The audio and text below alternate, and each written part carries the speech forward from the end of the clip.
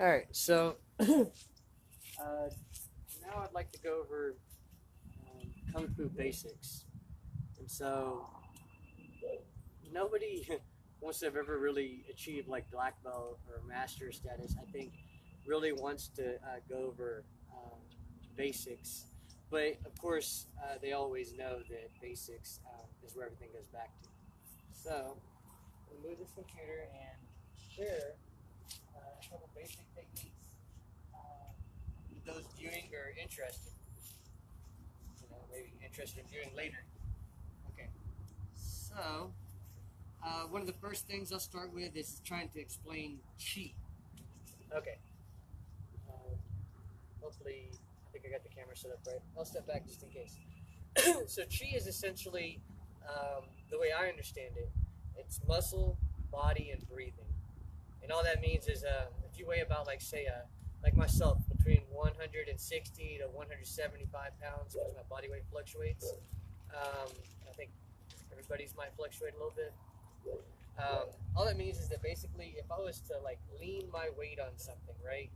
Whatever my, we'll use this. Whatever my weight is, that is the amount of mass I could throw at a person. It's what is it? Is it called kinetic energy, right? Something like that. All right. So it's the potential energy that I could throw at somebody. Then you got your muscle. And your muscle is kind of like, say, if I slightly bend my arm and then I was to extend it with using my muscle, that's the area of muscle. So when you combine these three things I'm talking about, like breathing, the last thing is breathing. It may seem like nothing, but whenever you're lifting weights and you're pushing up and you're breathing out, all that extra breathing is allowing you to absorb the oxygen in your bloodstream and to use that as energy and push out and exert the force that you're needing to exert to lift that weight. So it's the same thing when you're doing Kung Fu. If you're doing, like, say, a punch, or you hear boxers, whenever they punch, they go, it's the same thing. So when you're leaning your weight into the strike, you're using your muscle by extending that arm, using that muscle, and then you're also using body because you're pulling back on your other arm to obligate this arm to come forward already. Boom, right? So you're using your body, your muscle, and then you're breathing. So that's essentially what chi is, using those three items in combination, to move something. So if you go, right? So that's going to give more of an impact than if you were just to have maybe just leaned on somebody or went to just push somebody without breathing. You're going to have more of an impact from breathing out. And I wish I had another person here to show you on a physical person. So that aside, we'll talk about punches. So in Kung Fu Sansu, the art that I teach, we'll try to focus on some of those movements real fast. We have something called the extension punch, which is essentially where you step forward with, like, say, one of your feet, in this case, the right foot, is going to throw a right punch. And essentially, just for training purposes, we step forward with the right foot, and then we punch with the right hand in this kind of situation to show you that you get more distance out of this kind of strike. If I was to have just stepped forward and have my right fist out like this, I don't get very much distance. But if I was to switch my feet and have my right foot forward and my left arm out, I could actually reach a good, 5, 6, 7 inches more. And so that means when I'm striking, I can strike that much more into the person. So then you do the same thing from the left side. You have these stances. They look kind of silly at first, but you have like a full horse stance, which helps you from whenever somebody's going to attack you from the side and going to try to push you over. This foot right here can push right back. The same thing, if somebody's coming this way, you can push right back. It's difficult whenever you go into like a stance, like say a left horse stance. If you don't switch into, like, say, a full horse and somebody comes at you from like the side, you're more likely to fall over. To try to account for that, if somebody's pushing from the side, you end up doing something like a full horse, and then striking from there, or going back into your your stance, whether it be a Kung Fu stance where your front leg is locked in that 90 degrees angle, and your rear leg wedged into the ground and straight. You're either going to go into that or you're going to go into your boxing stance or whatever stance it is for the style that you do. So again, if I was to step forward with my right foot and on my left fist, I can only reach so far. But if I was to step forward with my left foot and I've left this fist out, can actually reach, like I said, about 5 to 7 inches farther. So it looks something like using chi. Yup. Yup. Remember throwing your body, your muscle, and the breathing. In Kung Fu, that breathing, for each motion, they have their own sounds. So if you're doing like a straightforward punch, they would use yup, right? Yup. Okay. And if you're going to use a sideward strike, they're going to use a sound called walk. And these sounds were predetermined to be able to give the maximum efficiency of a strike in that direction. So if it's here, walk, walk, going sideways, going across. That's right. Close. Walk, walk. Okay. Now if you're going to come up and down with a strike, like with a hammer strike, and these are used generally for say the bridge of the nose or say the clavicle. Right? So this strike you come down with hiak, with that type of sound, like an H-I-A-K. And the purpose of these are not just to give the maximum efficiency, but also potentially to scare an opponent. When you're coming at them sounding like an animal, that could be a pretty scary situation. So we're going to do some of these with that. You're going to act like you're grabbing an axe, come around, and then this fist is actually going to clench, and now the fingers are pointed in. So they're pointed out now. They're pointed in. Yeah. Yeah. Yeah. Yeah. Yeah. And then do it from the left side. Same thing. Yeah. Yeah. And generally speaking, when you're training, they like you to go forward with the side of the body that you're going to be striking with, as far as it goes with the arm. Good. Good. Good.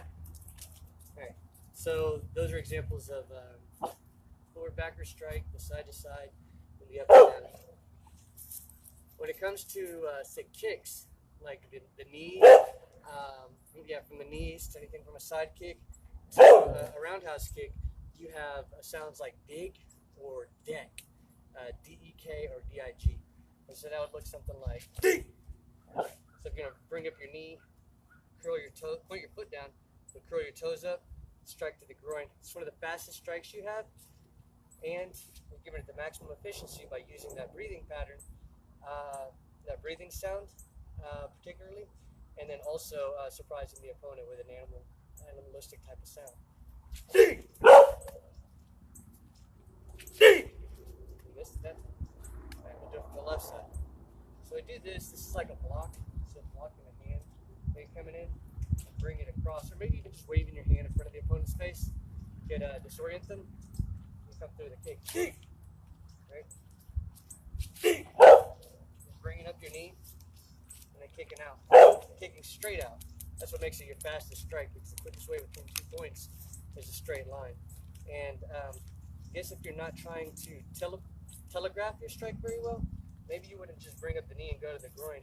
You'd start from like back here and just go for it, and then just kick from there, and then apply your breathing at the same time. And so then you wouldn't be bringing the knee up first. You would just be going straight from here to the groin, almost like a soccer ball kick, straight up. Speaking of soccer ball kicks, they generally speaking look like so, like you're kicking a soccer ball, and they're going for the shins. So you kick this person's foot from underneath them, maybe they're going to step back, they go low, maybe they're going to grab your leg, bam, knee to their face, right? But those are your soccer ball kicks. They look like this. And you can use your breathing. We'll use deck this time. Deck! Deck! Deck! You can use dig. Dig! Dig! Dig! Dig! Dig! Right? Say elbows. Those are some of your basics. Because of course you've got your long range weapons, which are generally speaking, like say your legs and your arms. Your longest range are your legs, because your legs are longer than your arm, unless you got some kind of thing going on with your genetics. You got mid-range weapons, your elbows, your knees, Okay. And then we got one close range, which close range is like the elbows and the knees. So I guess you say long range, maybe anything legs, mid range, anything like arms, and then close range, anything like elbows and knees. Right? So say elbows.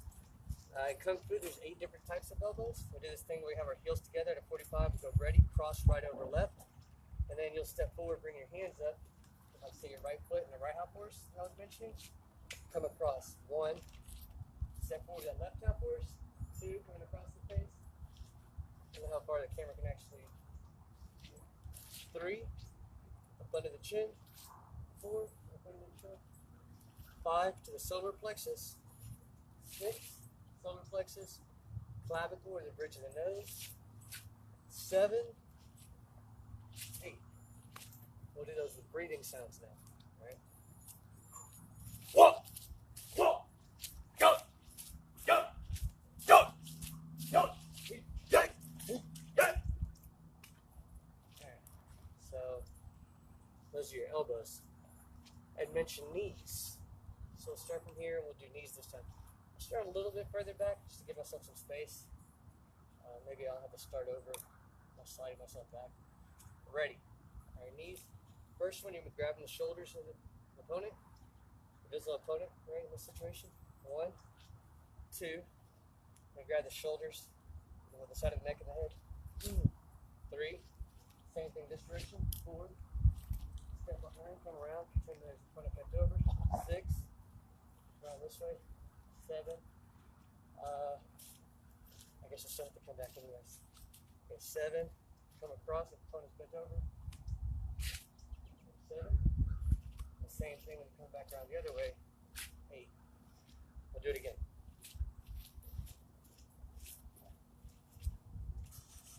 Okay.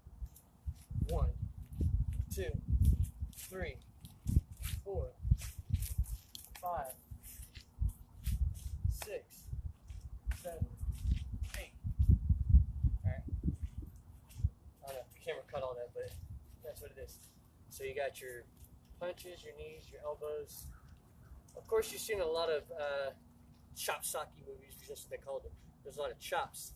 And so in Kung Fu, we use, I think it's also 8 basic chops. You go ready, come across the neck, coming to strike the left side of their jugular first. 1, 2, 3, and you're stepping back every time, so that way when you step forward, you can throw your weight into the strike. So when you got the first one, it's here, and you're going, fuck, throwing the weight into it. 2, fuck, 3, fuck, 4, yuck, 5, yuck. Right. It doesn't matter if you get the breathing. It doesn't matter so much if you get the breathing sound wrong, as long as you're doing the strike with chi, with some type of breathing. The most efficient for a particular directional strike would be the breathing, as stated previously. So, strikes to the right. Walk, walk, yuck, yuck, yuck. Right. We'll do the left side, do the same thing. Ready. 1, walk, walk, go, go, go. And that would be from the left side. I'm trying to think if I was leaving anything out. Of course, I didn't mention like the double dragon kick or anything like that yet. I believe I kept the name properly, remember? So the double dragon kick is something like where you start off with your feet at a 45, cross right over left, right? And then you're going to first come out, block, strike with, like, say, your right, and then kick with your left. So as the opponent was to go down and grab their groin, you strike with the other leg. So again, that's here, here, boom, right? And then you can switch it up. So you can do that from that side a couple times. You can go boom, boom, boom, boom, boom, right? And then you do it from the other side, just practicing it from the other side. So start from this side, step out, block, kick with the left first, come back with the right.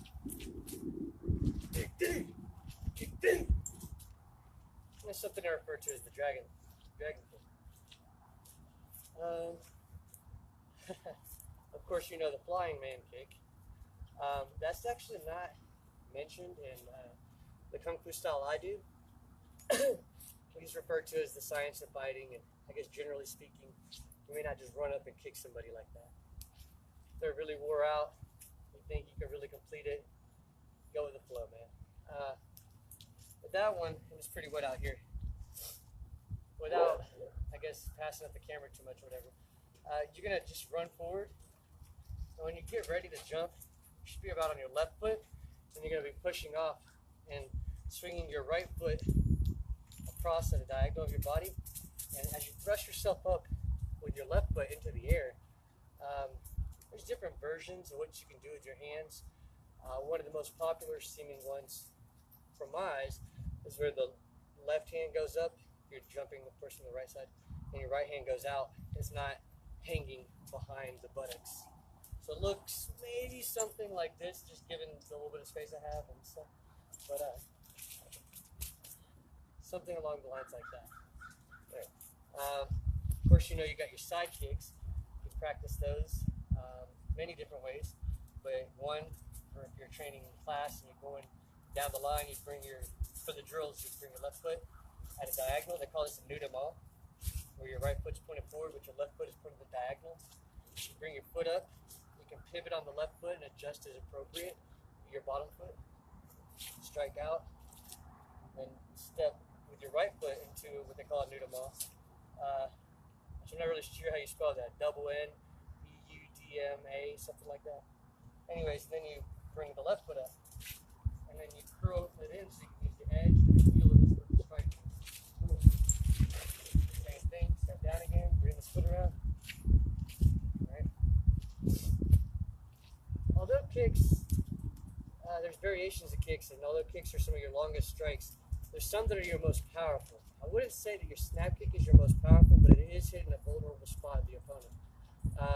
Some of your more powerful kicks are, say, your mule kick, which you're going to step into somebody and do this. I mean, preferably they're already behind you and you're just lifting up your leg and kicking.